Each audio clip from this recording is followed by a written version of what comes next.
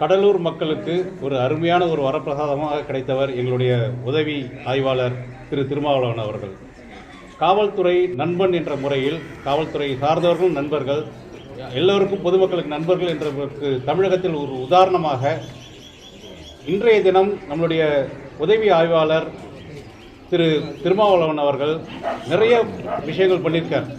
பப்ளிக்காக பார்த்தீங்கன்னா பஸ் ஸ்டாண்டில் பஸ்ஸு நிற்கிற இடத்துக்கு சரியான ஒரு பாதை இல்லாமல் கோடு போட்டு பஸ் எந்த இடத்துல நிற்குன்றது தெரியாமல் இருக்கக்குள்ள அந்த பஸ் நிலையத்தில் உள்ள பஸ்ஸில் எப்படி நிற்கணுங்கிறதுக்கு ஒரு உதாரணமாக இவரே சென்று பெயிண்ட் எடுத்து கோடு போட்டு ஒரு பெரிய நல்ல பெயர் எடுத்தவர். அது மாதிரி ரோட்டில் பள்ளம் மேடுகள் இருந்ததுன்னா இவரே அவருடைய சொந்த செலவில் அங்கே இருக்கிற ஊழியர்களை அழைத்து ஜல்லி போடுறது, அந்த சீர் செய்ய வேண்டிய பணிகளை அவர் செவனே செய்து கொண்டிருந்தார்.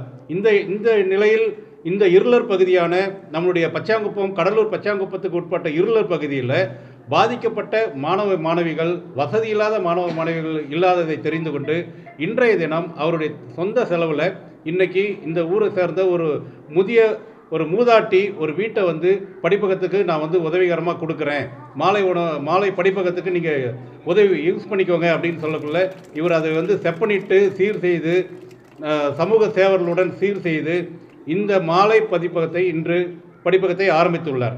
இந்த மாலை படிப்பகத்துக்கு தேவையான அனைத்து ஆசிரியர் பெருமக்களுக்கும் அவரே சோஷியல் சர்வீஸாக சேவை மனப்பான்மையுடன் அவர்களுக்கு கொடுக்க வேண்டிய சம்பளத்தை கொடுத்து இலவசமாக மாணவ மாணவிகளுக்கு, முக்கியமாக கல்வி அறிவுன்றது ரொம்ப முக்கியமான ஒரு விஷயங்க.